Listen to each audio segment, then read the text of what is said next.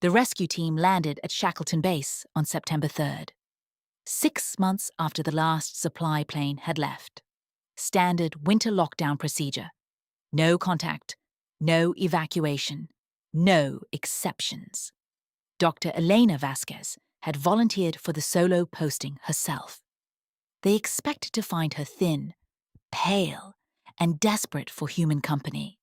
They found her calm, almost unnaturally calm. It was only when they walked the perimeter of the base to check for damage that they stopped and stared. 2 sets of boot prints in the snow circling the base. One belonging to Elena, one belonging to no one they could account for. And the snow in Antarctica doesn't lie. Dr. Elena Vasquez was one of the most respected glaciologists of her generation. Published in 17 journals, cited by researchers on 4 continents, and completely alone in her personal life. Her marriage had ended 2 years earlier, quietly, painfully, in the way that long marriages sometimes do. No drama, just 2 people who had slowly become strangers to each other. When the posting at Shackleton Base came up, solo winter researcher, 6 months, no evacuation window. Her colleagues thought she was joking when she applied. Elena thought it sounded like exactly what she needed.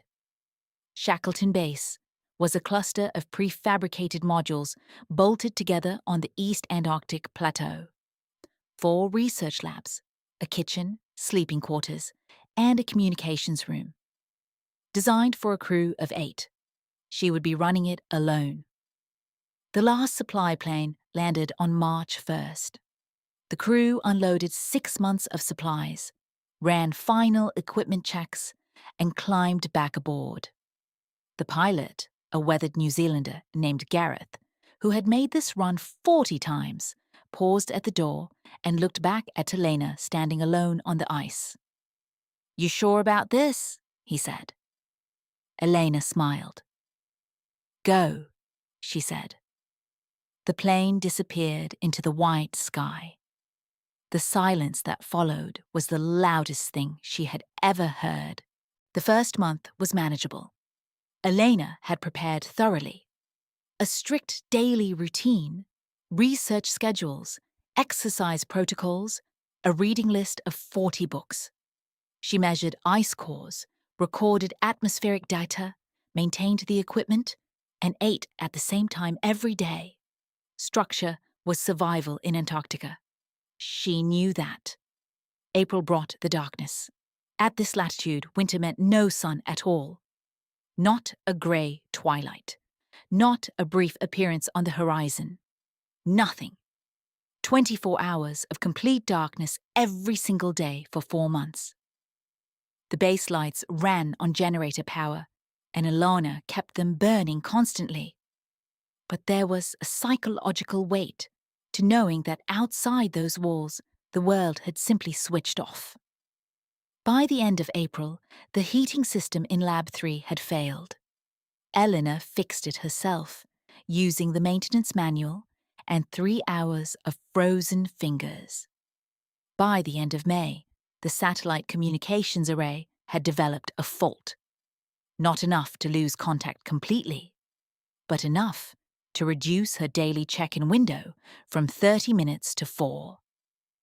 By the end of June, the generator was running rough. She documented everything in her journal. Precise, scientific, methodical entries recording equipment status, weather data, and her own psychological state with the same clinical detachment she applied to everything. Then on July 3rd, she wrote something different. Heard footsteps outside the east wall at 0300? Went to check.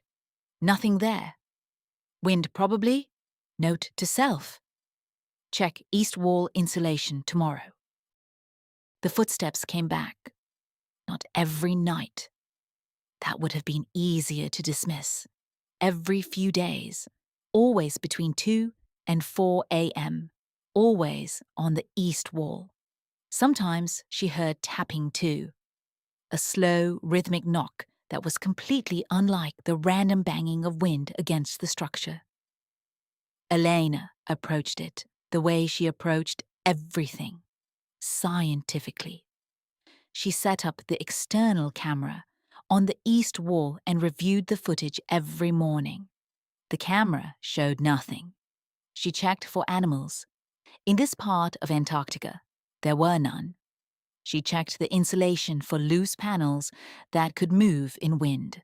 She found nothing. She stopped writing about it in her official research log, started a second journal instead, a personal one, small and black, that she kept in her sleeping quarters. The entries in the black journal were different from the official log, less clinical, more honest. July 19th. The tap-in again, 3 sets of 4 knocks, same pattern as last time. I tapped back. 4 sets of 3, it stopped. I don't know why I did that. July 23rd. It tapped back, my pattern, 4 sets of 3. Exactly as I did it. I haven't slept. July 31st. I talked to it today. Out loud, through the wall. I told it my name. I told it why I was here. I don't know if I'm losing my mind. I don't know if it matters anymore. August was the month Elena stopped being afraid. She began talking to it every night, standing at the east wall in her heaviest layers, breath misting in the freezing air inside the base, speaking quietly into the insulation, as if through a phone. And somehow, she could never explain how exactly, it answered. Not in words, not in sounds she could record or measure, but in a way she felt certain of. It knew things. That was what shook her most. Things she hadn't told anyone in Antarctica. Things she had barely admitted to herself. The way her marriage had ended. The specific afternoon she had decided to apply for this posting. The name of her daughter, who had died 7 years ago, at the age of 4 days old. A grief she had never spoken about to a single colleague. A name she hadn't said out loud in years. She wrote the name in the black journal on August 14th, and then wrote underneath it, "How does it know?" She never answered that question. She stopped trying to. September 1st, 2 days before the rescue plane was due. The generator failed completely at 3 a.m. full shutdown. Every light in the base went out simultaneously. In Antarctic winter, that meant temperatures inside the base would drop to lethal levels within hours. Elena had trained for generator failure. She knew the restart procedure. But the restart procedure required resetting a manual switch on the exterior of the base, on the east wall, in minus 58-degree temperatures. In complete darkness, alone. She put on every layer she had, grabbed her torch, and opened the exterior door. The cold hit her like a physical blow, the kind of cold that doesn't feel cold anymore, just pain. She moved along the east wall counting panels to find the generator housing. Her torch failed 6 panels from the housing. Complete darkness, minus 58, lost on the exterior of her own base. She stood still, didn't panic, breathed slowly, and then felt it. A pressure, almost like a hand on her shoulder, guiding her left. 3 steps, then right. 2 steps. Her hands found the generator housing exactly. She reset the switch. The base hummed back to life around her. Every light came on simultaneously. She stood on the ice outside the east wall for a long time before going back inside, looking at the darkness, feeling it look back. "Thank you," she said. The wind moved through the ice like an answer she almost understood. The rescue team landed on September 3rd as scheduled. Elena was standing outside waiting for them. Calm, composed, and lighter somehow than the woman who had watched the supply plane leave 6 months ago. The team leader, a doctor named Holt, ran through the standard psychological evaluation. Elena answered every question clearly and correctly. Her physical health was remarkable for 6 months of Antarctic winter. Her research data was the most comprehensive ever recorded from Shackleton Base. It was Holt's assistant who found the boot prints. Walking the perimeter for structural damage assessment, she stopped at the east wall and called Holt over quietly. 2 sets of prints in the compressed snow, one matching Elena's boots exactly. One slightly larger, deeper, the tread pattern of a boot nobody on the team recognized. They asked Elena about the prints. She said she didn't know. They asked her about the black journal. She handed it over without hesitation. Holt read it that night in the plane back to McMurdo Station. He never discussed its contents officially. Informally, in a conversation 15 years later at a conference in Oslo, he told one colleague that the journal described experiences that had no scientific explanation he was aware of, and that the name written on August 14th matched the name on a photograph he had found tucked into the back cover of the journal, a photograph of a newborn baby, 4 days old.